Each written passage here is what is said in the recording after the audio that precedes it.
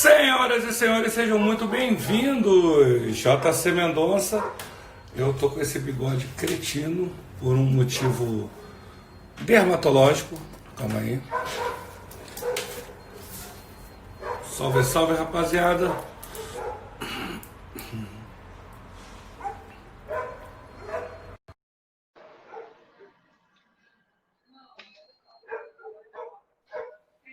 O que está acontecendo? O que está acontecendo, fera? Deixa eu assinar para você, assinar para o Gama. Cara, então, o que aconteceu? Eu estava com um problema aqui dermatológico. Opa, que a minha médica indicou para fazer a barba. Eu falei, beleza. Ok. Até Só aí que tudo bem. meu bigode demora um século para crescer. Eu ia ficar com a barba do Wolverine. Eu falei, não admito isso. Vou ficar com esse bigode do Bill Wellington até a... Brabo até demais, crescer. brabo demais. Não, tá. Isso que todo Tá mundo brabo, viu, tá brabo. eu imitando o clipe do Fred Mercury com o aspirador de pó. Eu vi, mas isso pode achar que não ia deixar para manter, outro né? momento. Você achar que eu não ia manter, né? Mas tudo bem. Achei. Muito bem. Oi, Bia. Obrigado pela presença, Bia. Olá, Bia. Olá, Gama. Tudo bem? Olá, Merlin. Vai dentro aí, mano. Começa você. Eu começo? O pessoal geralmente acha que quem começa é quem tá em cima, né? Mas, enfim, um dia a gente explica o porquê. A gente faz você assim. É um roster melhor que eu. Olá, abraço pra galera do ZebraCast. Galera dos árbitros do FABR. Bom, galera, vamos lá. Vamos começar aqui a live. A gente vai tentar otimizar o tempo, né? Que o Instagram só dá 1 hora de live. Então a gente vai tentar melhorar aí essa otimização do tempo, que nas últimas 2 lives não tivemos esse probleminha.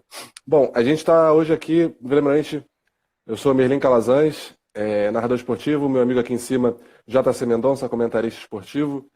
Nós somos entusiastas de todos os tipos de esporte, a gente tem essa ideia aí do projeto do Mais é Só um Jogo, para trazer para o público em geral, né, para pessoas como nós, uma maneira diferente de curtir esporte, uma maneira que é mais intimista que a gente gostaria. Né? Como a gente está sem esporte no momento, a gente está com essas lives que coexistem com as nossas narrações e nossas transmissões, mas as lives estão acontecendo mais ultimamente e vamos manter isso aí. Se tudo der certo e com a ajuda de todos vocês. Essa é a segunda parte da live do documentário The Last Dance, né, o documentário sobre o Chicago Bulls, o último campeonato do Chicago Bulls de 1998, ganho por Michael Jordan e seus amigos. Né? A gente já discutiu na primeira parte, está no IGTV. Se você quiser, é só entrar no IGTV aí do Mais é Só um Jogo para ver a primeira parte. Um abraço, André, obrigado pela presença. E a gente abordou uma coisa que a gente chegou à conclusão, né, JC, que esse documentário não é sobre o Chicago Bulls. Ele se vende como um documentário sobre do Chicago Bulls, mas ele não é sobre o Chicago Bulls. Ele é sobre Michael Jordan e o time no qual ele jogava, que coincidentemente é o Chicago Bulls. Um abração, Leandro, obrigado pela presença. Chegou uma galera boa aí. Enfim, na primeira parte da live a gente, obviamente, destacou Michael Jordan, Scott Pippen, as polêmicas, tentamos não dar muito spoiler do documentário, mas sem sucesso. E nessa segunda parte a gente vai tentar falar sobre algumas coisas que ainda não foram faladas em mídia especializada, para a galera que é mais fã hardcore, tentando fazer aí um paralelo com a NBA daquela época e seus personagens e a NBA de hoje em dia e seus personagens. Né? A gente falou pouco, na verdade, na última live sobre o nosso primeiro personagem, né, JC? Já vamos começar assim, já na porrada. Literalmente na porrada, né? Um abraço, James, obrigado pela presença, irmão. Vamos começar falando sobre ele. Polêmico, cosmopolita, vamos dizer assim, né? Diferente, para dizer o mínimo. Dennis Rodman, autêntico, com certeza autêntico. Dennis Rodman, que, para quem sabe ou não, né? Dennis Rodman é aquele cara, todo tatuado, de cabelo colorido, ex-namorado da Madonna, enfim, entre outras. Carmen Electra. Carmen Electra, com certeza. Quem é SOS Malibu? Como esqueceremos de Carmen Electra? Cara, o engraçado sobre o Dennis Rodman, que a gente não falou na primeira live, que a gente, na nossa discussão, no nosso debate de pauta, a gente fez questão de trazer ele para a segunda parte, é que ele é muito complexo. Ele tinha que ter um documentário só para ele. Tem um 30 for 30 lá da ESPN Sobre ele, a gente recomenda a todo mundo que quiser assistir, só procurar 30 for 30, aquela série de documentários da ESPN, sobre o Dennis Rodman, é sensacional. Ele não é só um dos maiores, ou o maior reboteiro da história da NBA. Ele não é só um cara tatuado, que tem a voz assim, e é amigo do ditador da Coreia do Norte. Não, ele não é só isso. Ele é um cara que tem toda uma história, ele tem toda uma história de vida, né? A mãe dele, a gente chegou a falar que a mãe dele era motorista de ônibus. Ele é um cara que ele cresceu, sei lá, tipo 15 centímetros de um ano a outro no colégio. Por isso aí, sim, que ele já jogava basquete nessa época, mas ele virou, teve a chance de virar um jogador profissional. O James falou que ele deu origem ao Neymar e Daniel Alves. Rapaz, o Daniel Alves é fichinha perto dele. Tem mais uma galera, hein? Tem mais uma galera, pode colocar. Tem mais uma galera. Uma live só de quem foi influenciado pelo Rodman. Com certeza. É porque o Rodman, ele foi o primeiro, a gente pode dizer assim, que ele foi o primeiro cara que ele não teve vergonha de botar a cara e de se expor e se expressar numa liga cheia de preconceitos e cheia de regrinhas não escritas, vamos dizer assim, tanto de comportamento quanto de vestimenta, etc, etc, né? E o Rodman, ele era um cara que ele bancava o que ele fazia. Ele podia ser o cara que tinha o cabelo colorido jogo após jogo, mas ele ia lá e entregava, né? E o que é engraçado é que ele era rival do Bulls. No final dos anos 80, no começo dos anos 90, ele era rival. Ele foi vestido de noiva para o casamento dele, que foi a biografia dele na estreia, né? Foi numa livraria em Nova York, ele foi vestido de noiva porque era o casamento dele no dia do lançamento do próprio livro dele. Eu não sei agora o nome do livro dele, que não tem um, acho que tem mais de um, livro do Rodman, de biografia, autorizado e não autorizado. Então, esse evento aí que ele foi vestido de noiva. Vale a pena procurar aí no YouTube. E aparece essa cena no próprio The Last Dance. Né? Mas o que a gente tem que para ressaltar aí, fala, meu JC. Só um detalhe, e aí tem a ver com a questão da interação. Galera, tem um coraçãozinho aqui embaixo. Peraí, muito importante. Aqui. Cara, fuzila esse coraçãozinho, porque ele ajuda muito a divulgar a live. Quanto mais gente interagir, mais conteúdo a gente consegue colocar. Tá? Exatamente. Desculpa aí, segue o jogo aí, Merlin. Beleza. E a gente resolveu destacar algumas coisas, algumas características aí. Nossa, pediu o coraçãozinho tá subindo. Obrigado, galera. Obrigado, Henrique. Ele é um cara que ele era um rival. E só que clica no coraçãozinho aqui embaixo, ó. Embaixo do Merlin, não é embaixo de mim. Embaixo de mim, aqui embaixo. Enfim, ele é um cara que ele era rival, ele era daquele Detroit, né, os Bad Boys e tudo mais. Era um cara que ele fazia realmente trabalho sujo, ele caía dentro, baixava a porrada no Jordan, baixava a porrada no Pippen, nos outros jogadores, né, daquela galera. Ó o Daniel aí, um abraço, Daniel, obrigado pela presença. Daniel falou que não podia aparecer, não resistiu, né? Obrigado. E ele é um cara que ele estava no San Antonio Spurs em 95, estava brigado, né? Brigava com todo mundo. E ele veio para esse Chicago aí, meio controverso, né? Meio a contragosto. Só que diziam as más línguas que ele estava brigado com o Pippen e com o Jordan. E foi numa reunião na casa do Phil Jackson, que foi sacramentado aí a contratação de Rodman, né? Inclusive ele fala até isso no discurso de Hall da Fama dele, né? Enfim, Dennis Rodman, o que você pensa quando você ouve o nome de Dennis Rodman? Você pensa em rebote? Você pensa em cabelo colorido? Você pensa em Madonna? Ele é só isso? Não. Defesa. Não, sim. Rebote e defesa. Rebote é a palavra, vamos dizer assim, mas defesa de uma maneira geral. Tem um filme do Rodman com Van Damme. Colônia, a Colônia, não é isso? Colônia em português e o outro eu esqueci. Mas é uma bosta o filme, mas é engraçado. Ele era da época... Ele é da época do... É da época que ele estava no Chicago, inclusive. Esse filme, acho que é 97, se eu não me engano. Mas, cara, Rodman já lutou WWE, já escreveu livro, já participou de programa televisivo, já foi comentarista, é amigo de ditador asiático. E a Madonna, que, né, o pessoal associa, né, a ele também, foi a pessoa que meio que disse para ele se libertar. Né? Foi o grilo falante, veio e fez plim na cabeça de Dennis Rodman e ele começou a se tatuar mais ainda, começou a pintar o cabelo, começou a usar brinco, piercing. E ele agradece até hoje a ela, porque a Madonna sempre é aquele tipo de pessoa, né? A Madonna, uma rainha do pop, enfim, uma artista sensacional. E Rodman e Garnett na mão, pô, cara, complicado. Tem envergadura do Garnett, né? No xingamento o Garnett ganha. No xingamento o Garnett ganha. O Rodman já partiu até pra cima do Shaq, então, cara... e não peidou. Eu não ficaria na frente de nenhum dos dois, só isso. Empate técnico.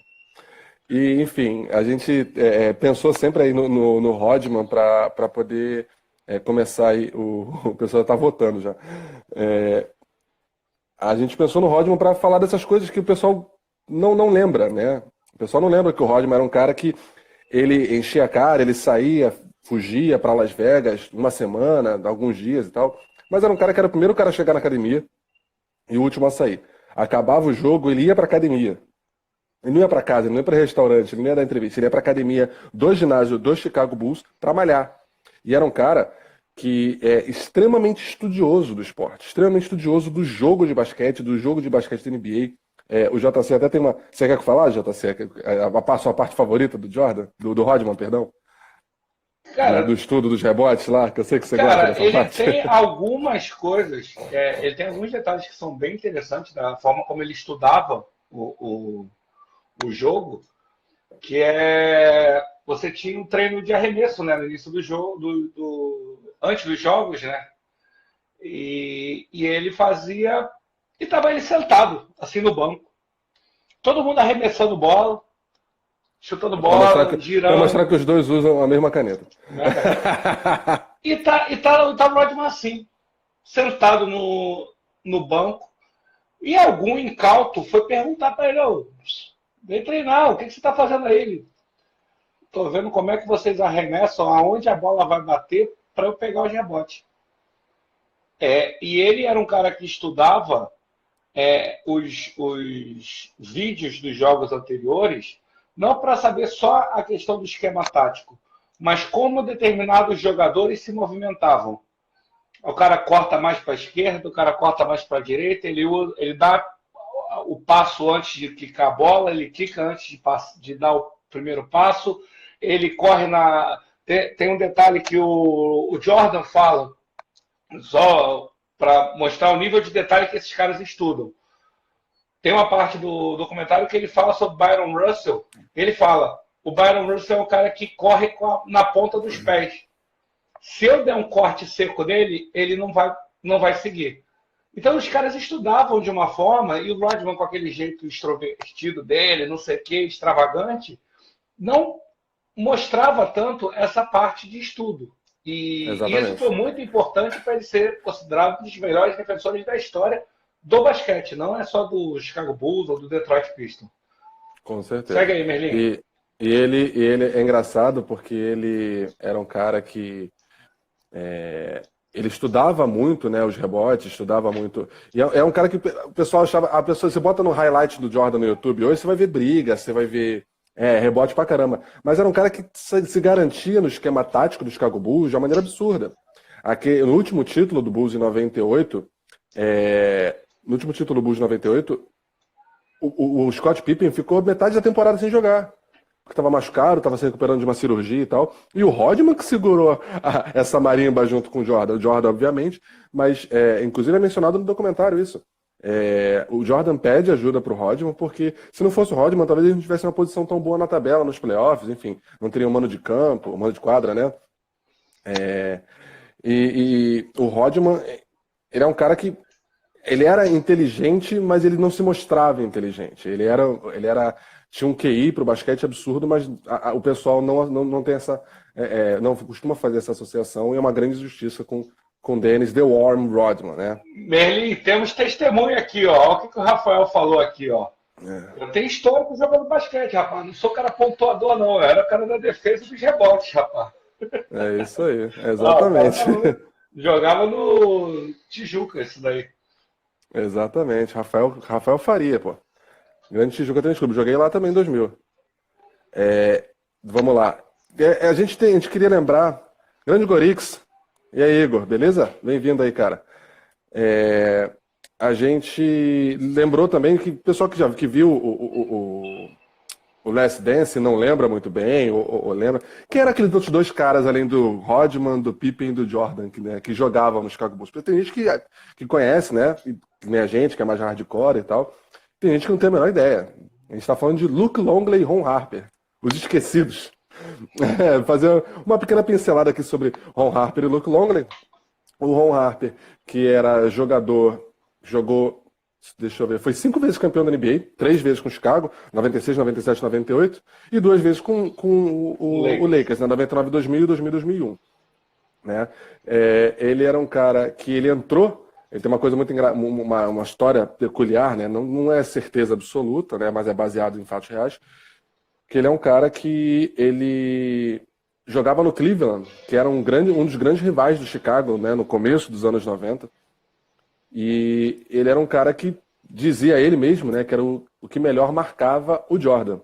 Né? Inclusive no documentário tem uma cena disso, do The Shot, que o pessoal chama, né, lá nos Estados Unidos, que é o arremesso do Jordan que ganha o jogo no último segundo contra o Cleveland Cavaliers. Foi um dos únicos lances naquela partida que o Ron Harper não marcou o Jordan. Né? Deu no que deu. Ron Harper era um cara que a gente estava discutindo aqui, eu e o JC antes, era um cara que ele fazia muito bem, não fazia um trabalho sujo defensivo, expressivo como fazia o Rodman, pegando 16, 17 rebotes por jogo, mas era um cara que marcava junto com o Pippen os dois melhores jogadores de perímetro do adversário. O Jordan não era o cara que marcava? Era também, mas o lance do Ron Harper é que ele tinha que desafogar o Jordan. O Jordan, em 96, 97, 98, não era o cara do começo da década de 90. Ele era um cara que já estava mais velho, que já tinha que ter um volume de jogo em pontuação. O que você prefere? Você prefere o Michael Jordan fazendo ponto para você ou roubando bola? Não precisa nem... Não que ele não vá fazer, mas não precisa nem pensar muito para saber o que você vai querer, né? Do GOAT, né? Do Greatest of All Time. Então ele era o cara que fazia esse trabalho. E o Luke Longley, eu descobri uma informação pesquisando sobre o Luke Longley. Você sabe quem é o assistente técnico da seleção australiana de hoje, JC? Luke Longley. O próprio Luke Longley. Só um detalhezinho que você falou da importância defensiva do Ron Harper. Era muitos lances que você vê de melhores momentos do Chicago Bulls desse segundo tricampeonato são bolas de contra-ataque do Jordan de interceptação de passe. Que ele entrava na linha do passe, cortava e saia correndo para enterrar. Muitas dessas bolas foram causadas por lances de marcação do Harper e marcação de dois caras que um passar a bola para o outro e o Jordan meio que largava o defensor, o adversário dele, para interceptar essa bola e partir para enterrado. Então, o Merlin estava falando, são os caras que são anônimos, mas que têm uma importância fundamental no time. E assim como o Luke Longley, que o Merlin vai descrever agora. O Longley começou a carreira no Minnesota, né? Ele começou... já era a seleção australiana, pouca gente sabe, mas o Luke Longley jogou a Olimpíada de 92, a Olimpíada que o Dream Team venceu, né? O Luke Longley foi pivô da seleção australiana titular por 12 anos. Desde os 19 anos de idade até, enfim, os 34, né, 33, 34 anos, ele foi o pivô titular da seleção australiana, né? Antes de Bogu, antes de Ben Simmons, antes da galera dos últimos anos, aí a referência de basquete mundial para a Austrália era Luke Longley. Luke Longley de 2,18. Achei que o Luke Longley tinha 2,15, ele tinha 2,18. O Wikipedia me ajudou nessa aí. E ele era o cara que... Não era o cara que pontuava, tinha a média, enfim, de 7 pontos por jogo. Não tinha nem 10 rebotes. Era 7 pontos por jogo e 4 rebotes, 5 rebotes por jogo. para um pivôzão forte, isso é muito pouca coisa. Obviamente que jogar com o Rodman do seu lado, sua média de rebote vai diminuir bastante. Mas por quê? Exatamente por quê? Porque enquanto o Rodman era o cara que se jogava nas bolas, que pulava e acertava o tempo das bolas, o Luke Longley, ele fazia o trabalho sujo do rebote. Ele fazia o trabalho sujo do trabalho sujo. Que era o quê? Que era fazer o box out, que era escorar o pivô ou o jogador, ou o melhor reboteiro do adversário que estivesse em quadra naquele momento. Então, obviamente que facilitava e muito o trabalho do Dennis Rodman. Não é que o Dennis Rodman não tivesse capacidade, mas se não fosse o Luke Longley, a média do Rodman seria, sei lá, de 15 para 12 rebotes, 11 rebotes. Mas às vezes fazia diferença, muitas vezes. Por isso que foi peça importantíssima nos últimos 3 títulos. E aí a gente já puxa o gancho aí de quem é que fez esses caras, né? Quem é que descobriu esses caras, quem é que fez esses caras jogarem juntos bem. Aí a gente entra na grande figura do Phil Jackson, né? Que é o cara que chamou o Rodman para jogar no Bulls, né? Que convenceu o Rodman a jogar no Bulls, que descobriu, que teve essa sacada, que se o Ron Harper era o melhor marcador do Jordan na NBA, você não pode vencê-lo, junte-se a eles, né? Então, vem para cá, Ron Harper, e vem jogar comigo. Já que tu é o melhor marcador dele, e o Jordan muitas vezes ele dizia que o melhor marcador dele era o Pippen. Na cabeça do técnico do Phil Jackson, melhor você ter o melhor dentro do seu time, o melhor fora do seu time, que marca o seu melhor jogador, você tá ótimo de defesa. Por isso que aquele quinteto era tão bom defensivamente. O pessoal fala que, se você parar para pensar em comparação com hoje em dia, né, fazer um pequeno paralelo aqui já para começar a dar spoiler do finalzinho da live, o Chicago Bulls de 96, 97, 98, que inclusive tem um recorde, né, que foi quebrado pelo Golden State, mas é o recorde porque tem o título, né? Então ainda conta como o melhor. Era um time que não tinha um volume de ataque como a gente vê hoje um Houston, um Golden State, um Lakers, um Clippers. Exatamente, por isso que o LeBron quis tanto que o Lakers contratasse Kawhi. Adriano, cirúrgico no seu comentário. Aquele time do Chicago, do último tricampeonato, era defesa, era ponto de contra-ataque. Sabia jogar meia quadra muito bem, tinha o triângulo, tinha aquele esquema tático absurdo, mas era um time que jogava na defesa. Era um time que você falou, JC. Era o Jordan marcando meio solto na flutuação, roubando bola, ou o Pippen, ou o Rodman, roubando bola e fazer contra-ataque, e contra-ataque, contra-ataque, contra-ataque. Muitas vezes, só galera, até convido a vocês quiserem depois puxar um highlight disso aí no YouTube, você vai ver o Luke Longley nem aparece no ataque. O Luke Longley tá lá marcando o pivô adversário. Quando vem o ataque do Bulls, o Luke Longley não dá tempo dele chegar. Porque já foi a sexta. Por isso que aquele time era tão bom. E aí a gente vai entrar agora no Phil Jackson, que é o cara que fez esse time rodar. Na nossa opinião conjunta aqui, um dos 3 melhores técnicos de todos os tempos. Mas se a gente pudesse destacar, eu, na verdade, JC, depois se você quiser, você falar com as suas palavras, mas se pudesse pegar qual foi a melhor coisa que o Phil Jackson teve na história dele, na carreira dele como técnico, eu acredito que seja perdão, eu acredito que seja saber agregar. Ele sabia fazer o cara mais habilidoso dar o seu máximo e o cara menos habilidoso querer dar o seu máximo e fazer os dois coexistirem ao mesmo tempo e por um objetivo melhor. Ele sempre botava o objetivo o destino ao longo na prioridade da jornada dos atletas, né? É um cara que, enfim, Phil Jackson, quem quiser pesquisar, tem vários livros escritos, né? A gente pode destacar aí o 11 Anéis e os Sextas Sagradas, que são os mais famosos. Se eu não me engano, são os únicos que tem no Brasil, mas ele tem outros. Ele tem livros de contos, tem livros de filosofia, de meditação, etc. É um cara que sempre foi conhecido aí por ser meio hippie, né? O pessoal chamava ele de Zen Master, né? Porque ele era um cara que ele promovia a meditação nos treinos. Aparece umas 2 ou 3 vezes isso no documentário. Mas no livro dele diz muito mais sobre isso, né? Ele é um cara que o escritório dele era cheio de escultura, quadro, pena, indígena. Ele era um cara que... Ele era budista, mas era um cara que gostava muito da cultura indígena norte-americana, gostava muito de culturas diversas, né? E fazia essa salada toda e trazia muito dessas filosofias aí para quadra, né? Ele fazia esse amálgama aí. Você quer falar alguma coisa aí, JC, Então, ele do nosso foi, querido Phil Jackson? inclusive, criado nessa cultura indígena. Ele não vivia em tribo, não, mas ele, por curiosidade, ele foi se aproximando da cultura indígena desde de criança, e isso ajudou ele a evoluir essa mentalidade dele de agregador. Ele tem Opa, olha só, hein?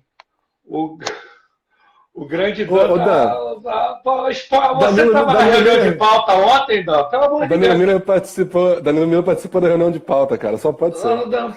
Tem a câmera. Peraí, tinha a câmera aqui, não. Ele estava vendo, não é possível. Não. Calma que a gente vai chegar lá. Calma que a gente vai chegar lá. A gente tem tempo ainda. Para, João Kleber. Para, Dan. Senão tu vai dar muito spoiler pra rapaziada. Fica na live e chama a galera que a gente vai chegar lá.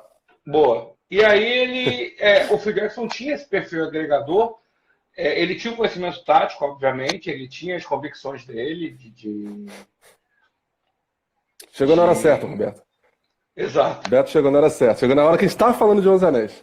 E essa forma como ele tratava os jogadores, até pela semelhança de perfil, você vê isso acontecendo muito no Last Dance. Você vê isso entranhado, que você percebe que o Jordan é movido à raiva.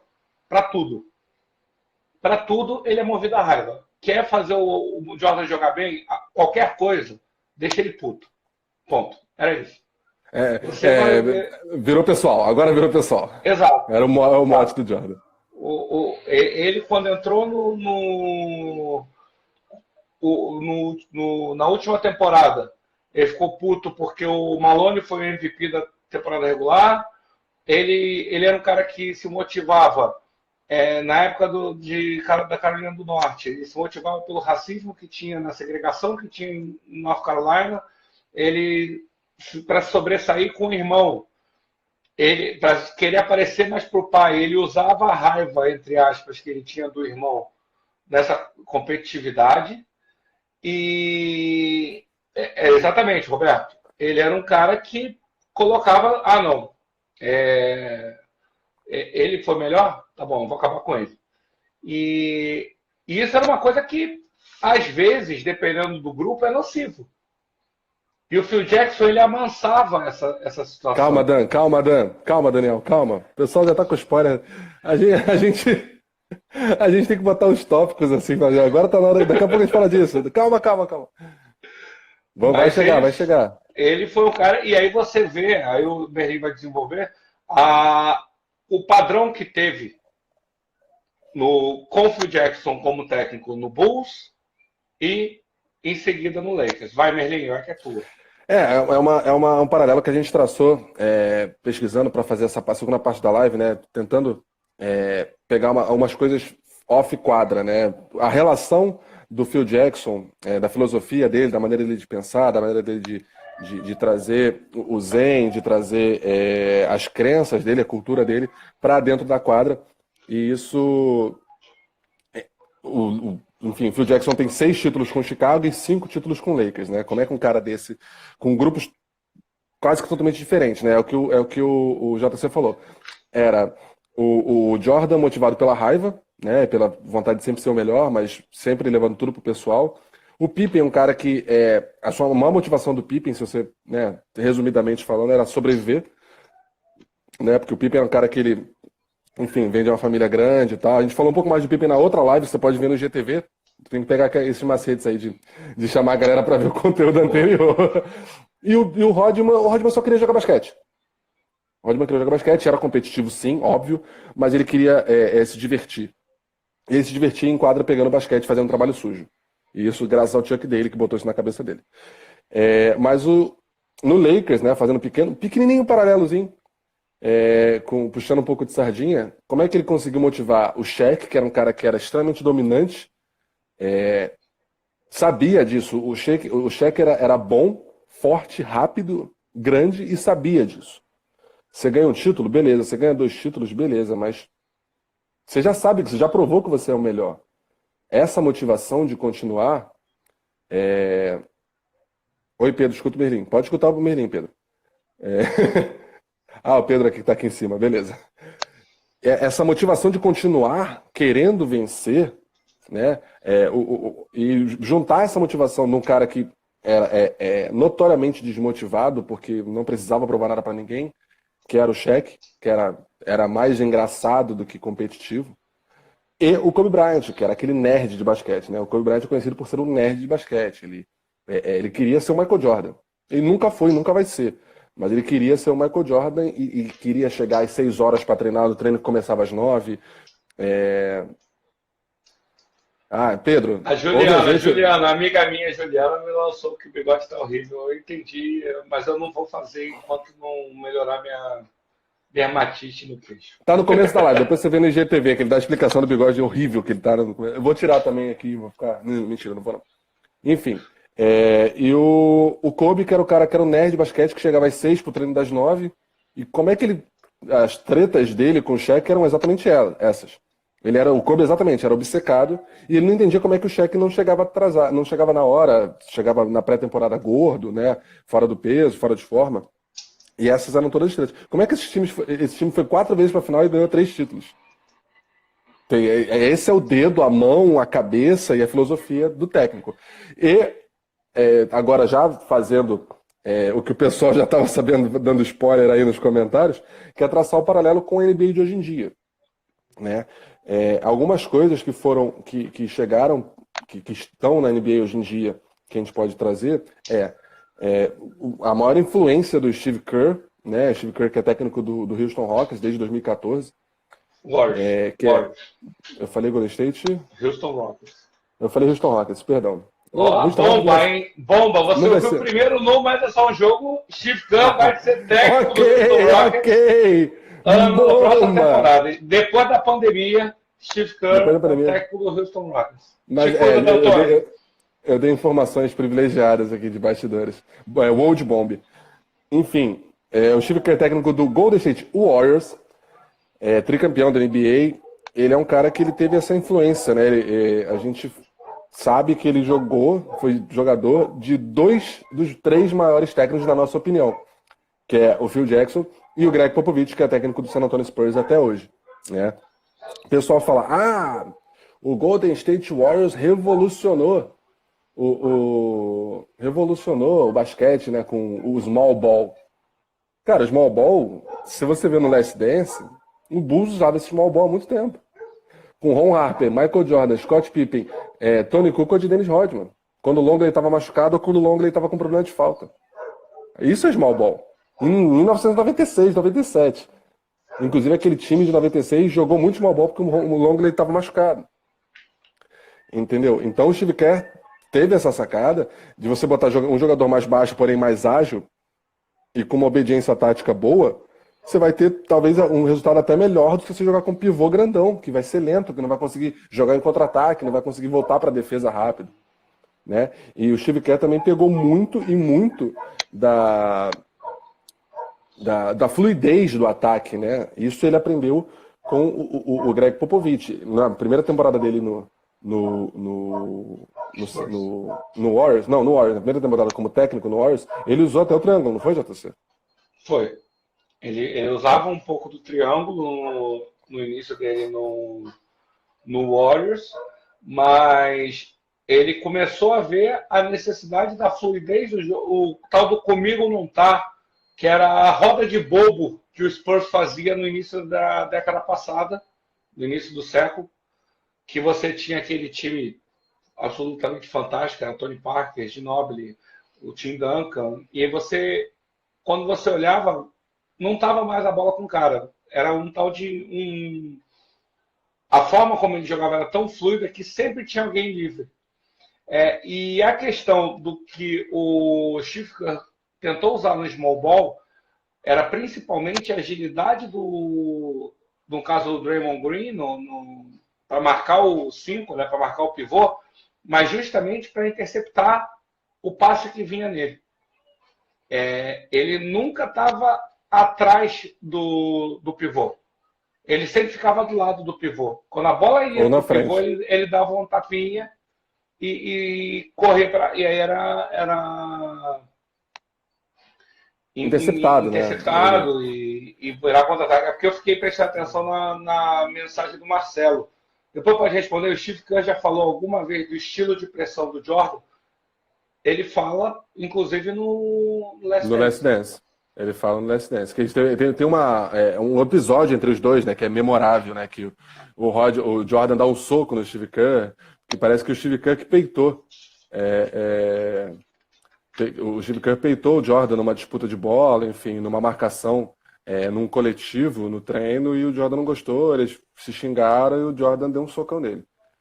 Aí, Nando Saldanha. Luquinhas, tá dormindo, Nando? Tá? Te liberou para participar da live aí. Nando, pai recentemente aí do Luquinhas, futuro basqueteiro aí lá do Condomínio Estrelas lá na Barra. Então, o Steve Kerr, ele teve o melhor de dois mundos, né? Ele teve o Phil Jackson, ele usa muito, eu acho que ele usa muito o Phil Jackson numa parte dentro de quadra. Ele usa muito a questão do fora de quadra.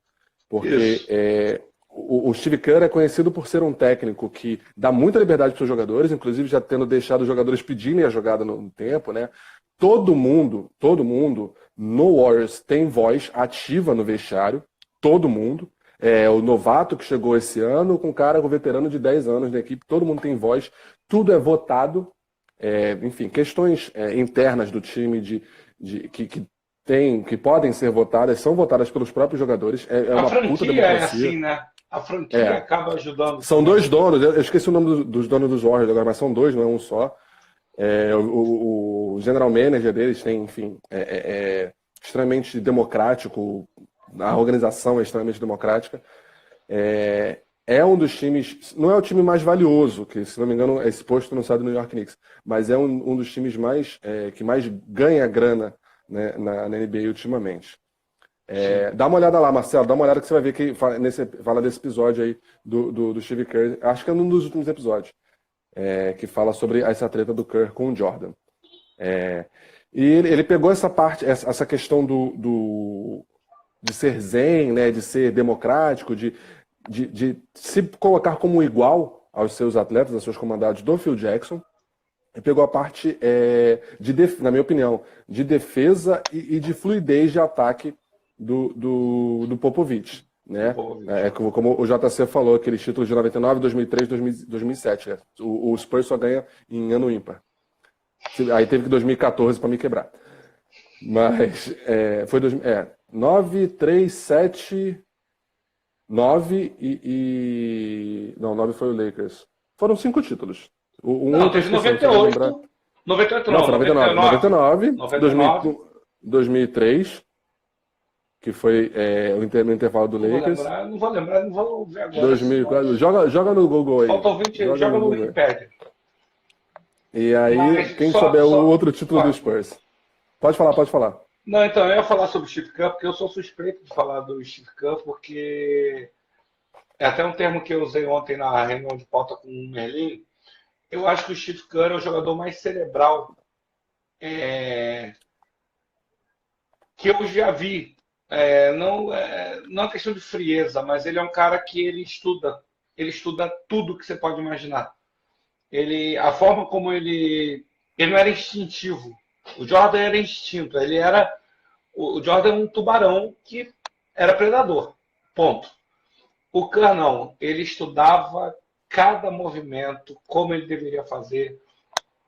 Ele tem uma história que é sensacional, que a gente está pesquisando na pauta, que é com o Chip Engelland. Ele é um treinador de arremesso. Você decorou o nome? Anotou, né? Não tem.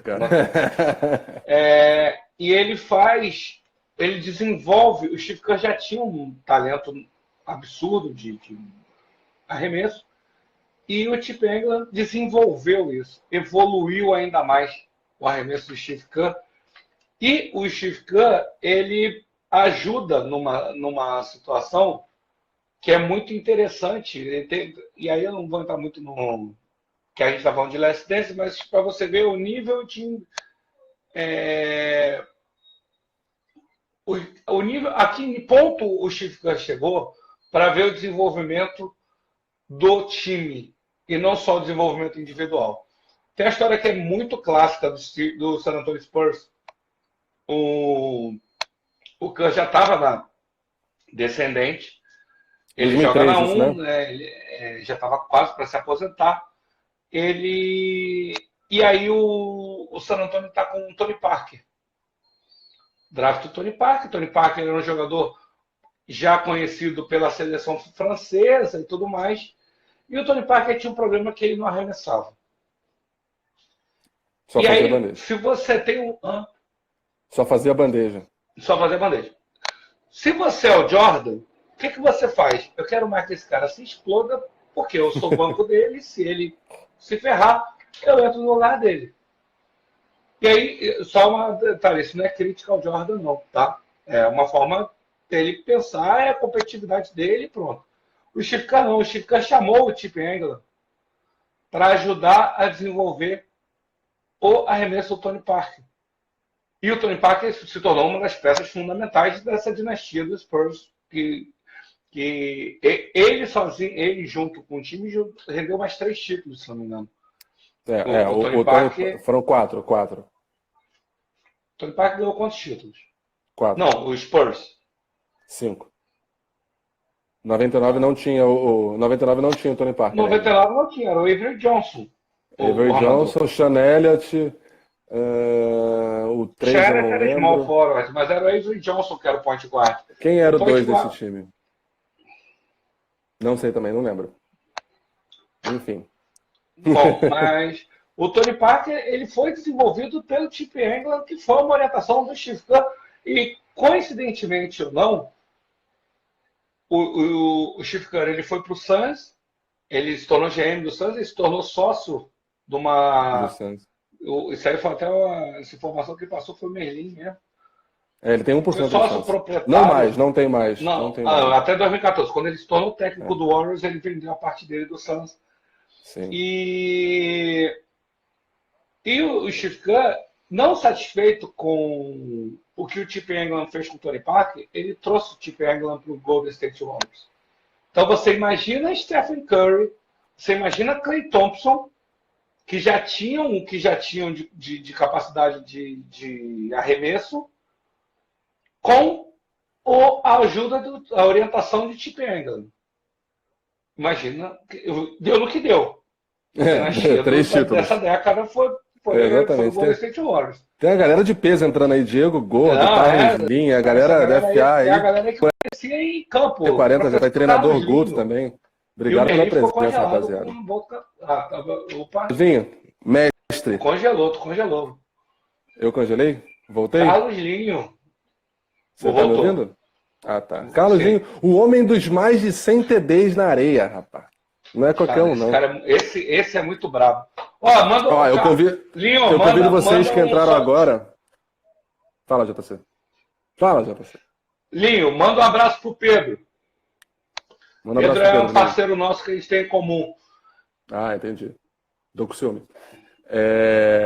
Só lembrar você, Linho, Diego, Rômulo, a galera que entrou depois, essa live a segunda live sobre o The Last Dance, o documentário sobre o Michael Jordan Chicago Bulls. A primeira parte está no nosso IGTV aqui no Mais É Só Um Jogo, só acessar aí, @Mais É Só Um Jogo, tem a primeira parte, e a segunda parte que tá rolando agora, tá? Depois vai ficar tudo no IGTV para quem quiser assistir, tá? Enfim, e o Steve Kerr, qual é o nome do técnico, JC? Valeu, James, obrigado. Chip Engelland. É o cara que fez o Curry e o Thompson serem quem eles são. Simples assim, em matéria de arremesso. Bom, beleza, Linho. Depois, se você quiser assistir o começo desse episódio aí, dessa live e a live anterior, só acessar o nosso IGTV lá. Um abraço também, Henrique, que vai assistir também. Tá me devendo presença aí. Um dia a gente vai fazer uma live junto, meu querido. E só para terminar aqui a questão do... Obrigado pelo coração. Toma coração antes. para terminar essa parte do Steve Kerr, né, e fazer esse paralelo final aí entre NBA, do final da década de 90. Basquete 3x3, um salve para vocês aí.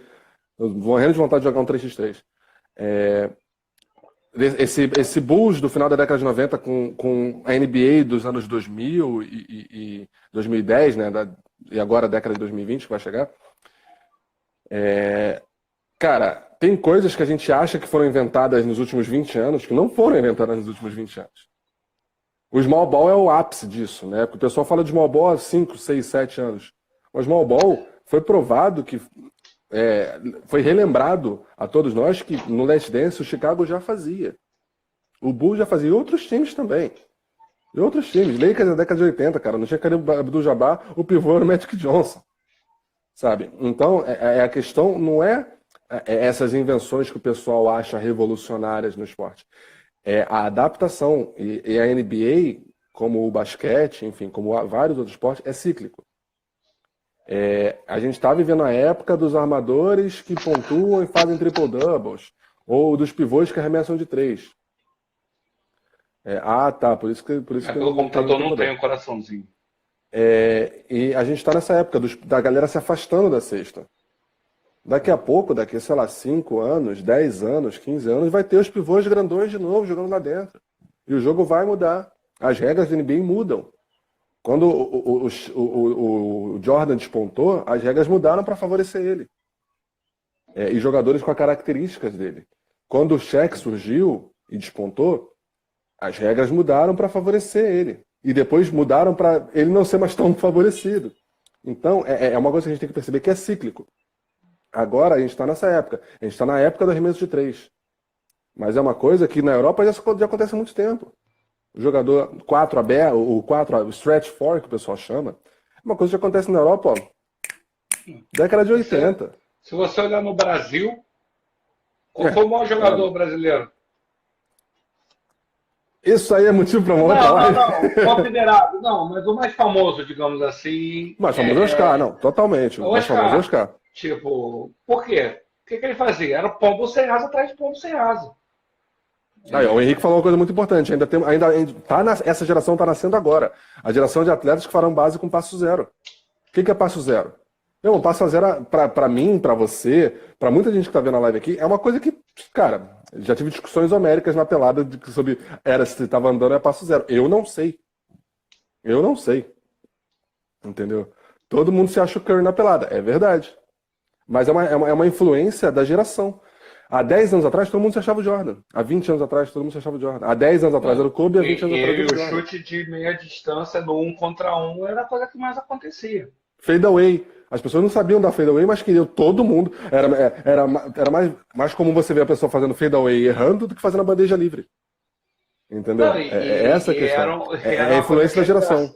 Quanta gente que não pulava nada, tentava dar fade away e andava. Porque exatamente. Antes de soltar a bola, aterrissava pondo. Saía uma gilete deitada do chão, entendeu? Então, o Nando sabe, a gente joga uma pelada lá no Vilas, lá na Barra, e a pelada a quadra é pequena, a gente joga 4 contra 4. Cara, o Nando não vai me deixar mentir que tá assistindo aqui. Eu armo o jogo na maioria das vezes. Eu sou o mais alto da pelada, mas eu armo o jogo. Ah, Merlin, porque é pelada? Porque é pelada. Se fosse jogo sério, eu ia jogar embaixo. Mas, apesar de não gostar. Mas, cara, a questão é que eu armo o jogo por quê? Porque se eu for ficar lá embaixo, quando eu jogo no garrafão sozinho, de 5, eu sou marcado por 2, às vezes até por 3 caras. É um cara interceptando a linha de passe e outros 2 do meu lado me marcando. Aí quem se faz são os armadores. Entendeu? O Luiz estava quietinho a live toda veio falar agora. Observação do Dan. É verdade. Brito. O problema é que a galera erra mais do que acerta. Cara, como diz o meme, torcedores calma, porque se você olhar estatisticamente, o Curry erra mais do que acerta. Sim, todos eles. Só que é o seguinte, o Curry acerta 45%, 50%. Nossa galera da pelada vai acertar 10%, 12%. Essa é a questão. Outra questão, só complementando o que o Merlin estava falando, é que, taticamente, a influência que você tem de diferença no basquete atual é a questão da matemática. É a questão da nerdice que entrou da TI, do TI, da estatística. O data mode, né, que o pessoal fala. É o basquete nível data. que a estatística está sendo utilizado é absurdo. E os caras mostraram por A mais B, por comprovações matemáticas, que a bola de 3 é mais interessante do que a bola de meia distância. O basquete mudou nesse aspecto tático, tanto que você vai ver que tem times que fazem o extremo disso. O Houston Rockets é o principal exemplo na NBA, mas o pior exemplo, o exemplo mais absurdo desse data mode é o time da D-League do Houston, que não é Houston Rockets, é Vipers, não é? É alguma coisa Vipers, alguma coisa do gênero. Que eles não arremessam bola sem ser de 3 e sem ser Ou bandeja. Bandeja enterrada. Bandeja enterrada. Por quê? Eu tô ligado Eles, nisso. matematicamente, olharam, não, é assim que vai se jogar, porque matematicamente a gente vai mostrar que vai numa evolução, numa amostragem, é assim que vai ter que ser jogado. É legal, não é legal? E foram campeões. E foram campeões. Então depende muito.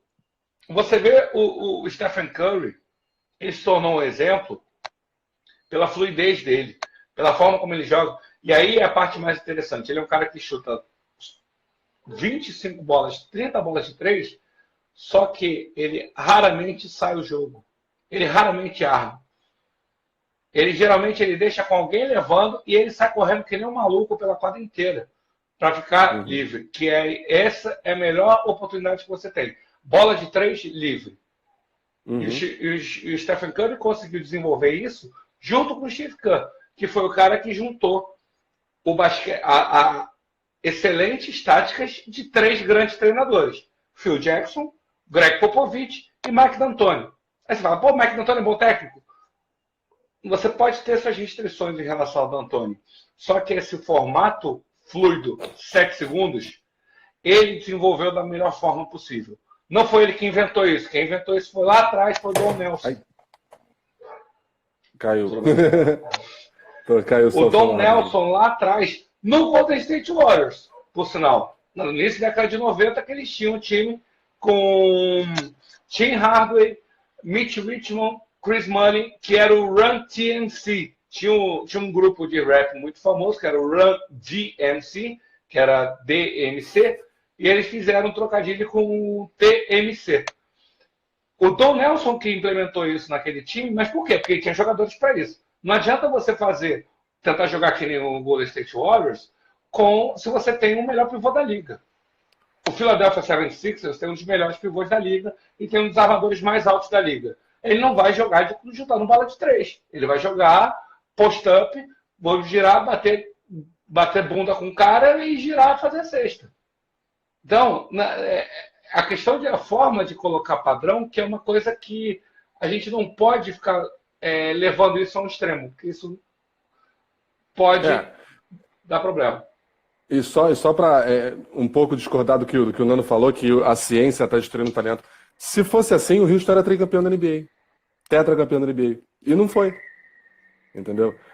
O lance exatamente é esse. É a interjeição, a junção do talento com a ciência. Você saber usar a ciência para você saber extrair melhores situações de jogo, melhores situações de treinamento, melhores situações táticas. Mas situações técnicas, obviamente, o lado humano vai fazer a diferença. Por isso que é legal. Por isso que é legal. Por isso que a gente vê aí o Houston chegando longe pra caramba, Harden MVP e volume de jogo, recorde de bola de 3 na temporada, mas não chegou nem na final da NBA. Perdeu na final pro Warriors. Até porque você tem uma questão. O Houston Rockets teve o famoso jogo 7 contra o Golden State Warriors na final de conferência, em que ele erra, se não me engano, 27 ou 29 bolas de 27 em sequência. Seguidas. Em sequência. Ou seja, se ele faz o aproveitamento de 50%, ele faria 40 pontos. Porque 27 vezes 3 dá 81. Se ele faz 50%, ele faz 3,5 vezes 3, dá 40,5 pontos. Então, a questão do talento tem o seguinte: se o Stephen Curry tem é talentoso. Não, Respondendo o Daniel. Eu vou puxar a minha camisa do Gold. Não, porque aí é outro documentário. Aí é outro documentário, é outro time. Gold. A minha camisa não. Peraí, que eu tenho que tomar cuidado aqui, calma aí. Minha camisa vai dar terremoto aí, o pessoal fica zoando. Que isso? Só os bravos. Galera, só é brabo. Em breve na Mais é Só um Jogo Store. Exato. Não, só para concluir, se o Stephen Curry arremessasse bola, não é só a questão do talento, mas tem treinamento, mas tem que ter talento. Porque se eu ficar treinando 800 bolas de 3, eu não vou acertar que nem o Curry. Se eu treinar durante 10 anos 800 bolas de 3 por dia, eu não vou acertar igual o Curry. Porque eu não tenho a técnica, não tenho o talento desse cara. Então o talento só vai fazer diferença na pelada. O talento, sim, é uma parte fundamental, mas o Houston Rockets demonstra que esse database basketball é uma coisa arriscada. Porque você acerta normalmente 45% de bola de 3. Você tem um puta aproveitamento, 45 bolas de 3.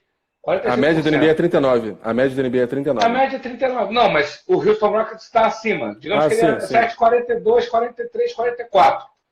Cara, se tiver um dia que tu vai errar 27 em sequência, não ganha. Você vai perder. Se esse dia for um dia de jogo 7, você vai perder a série. Entendeu? Só para concluir, desculpa, parei, são 8h56, Merlin, são 4 minutos. Fala aí que. Ó, temos celebridade na live, hein? Ok, ex-BBB é subcelebridade, né? Celebridade. Ele tá errado porque ele chegou na. Ele é ator? Ele tá no quarto aqui do lado, cara, esse safado. Eu falei pra ele há 1h30 atrás, vai começar a porra da live. Participa, tá jogando COD, tá tomando tiro. Poxa. Enfim, obrigado pela presença aí. Mandou um alô aí, safado. Enfim, só para as considerações finais, galera, queria só agradecer. Vai aparecer na live aqui. Ninguém te chamou na live. Ninguém te chamou na live para você aparecer. Eu estava trabalhando, desculpa. Eu tô no encerramento aqui, dá licença, por favor. É bom que ex-BBB da Ibope. Ex-BBB da Ibope. Isso aí. Vamos aproveitar. Eu não aguento mais isso, que dirá ele. Então, só fazer a finalização aí. Teve ataque de riso. Vou fazer a finalização aqui. Galera, agradecer a todo mundo que participou. Aí deu pico aí de 20 pessoas na live. Obrigado, mais todo mundo que já participou. Pode seguir a gente aí no @mais é só um jogo. A gente está fazendo live semanalmente. A gente tem alguns. Eu falei que é da Ibope, ó. Olha o pessoal comentando aqui. Coraçãozinho, galera. Aperta coraçãozinho. Dá coraçãozinho. Aí tu vai aparecer em todas as lives agora. Vou fazer live do lado daí, agora para chamar Ibope. Cara. Então, agradecer a todo mundo que participou da live, que apareceu, que comentou, galera que veio pelo spam no WhatsApp que eu mandei hoje, que veio pelas redes sociais, galera que veio aí de curioso. Nós somos o Mais é Só um Jogo, uma maneira diferenciada de transmitir esporte, de interação, mais pessoal, menos formal, tentando quebrar um pouco desse paradigma aí da TV já estabelecido. A gente está querendo ter esse projeto aí, esperamos que vocês gostem. Eu sou Merlin Calazans, JC Mendonça aqui acima de mim. Tamo junto. 40, obrigado por todos. Só as considerações finais. Vejam o IGTV. Vejam o IGTV. Sou eu que tô com Mais é Só um Jogo. Sou eu que tô com Mais é Só um Jogo. Quem vai acabar essa porra? Então vai lá. Não, tô brincando. É isso aí. Valeu, galera, JC. a gente tem um quadro no Mais é Só um Jogo que se chama Live. Que a gente faz uma live de alguém que já participou de um evento muito emblemático, uma situação muito emblemática no esporte. Nós tivemos 2 episódios, estão na IGTV. Um foi com a Carlinha, que foi para a final da Libertadores. Outro foi com o Nelito, que foi para a final do Mundial com o Flamengo no ano passado. E amanhã vai ter o Bruno Rosa, o Sapo. Ele foi cornerback da seleção brasileira na Copa do Mundo de futebol americano lá no Panamá. Ele tem uma experiência muito bacana em esporte. Segue no IGTV para ver os anteriores. Vai ter. E a live com ele amanhã vai ser às 10 horas da noite, porque não dá para colocar antes, porque ele trabalha até 9h30, 9h45. Então a live amanhã vai ser às 10, de 10 às 11, mas ela vai estar no IGTV. Então, acessa no @ mais é só um jogo. E, ó, conta aí, Dan. Se tiver história conta legal... pra caramba, tem. inclusive a gente vai conversar sobre isso. A gente vai conversar sobre isso em off hoje ainda. Merlin vai trocar ideia contigo. Galera, 10 segundos. Muito obrigado mais uma vez. @ mais é só um jogo. Valeu, até amanhã. Segue no IGTV. Valeu. Segue no IGTV, IGTV.